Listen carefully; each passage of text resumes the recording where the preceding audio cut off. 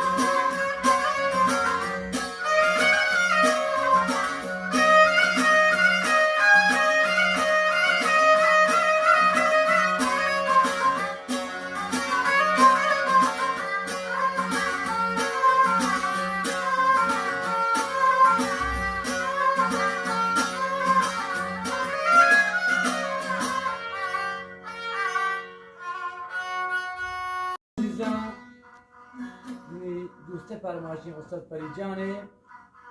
हमारा उम्मीद है कि इंशाल्लाह इस साल तुम्हारा दोस्त बुलंद तो पसंद बुलंद بوانه یه استاد بوانه یه بوانی بوانه का गोट मैंने गोट नदी पे जा बोर्ड से तक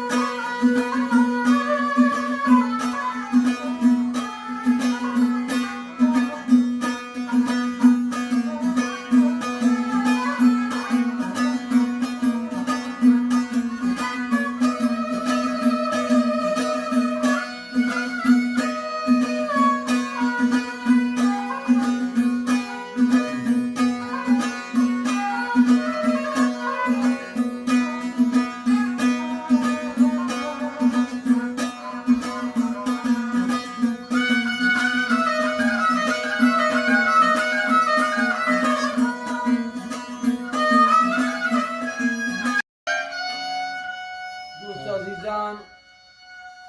من دوسته پد فرمایشه که لحظه شعر شاعری طرز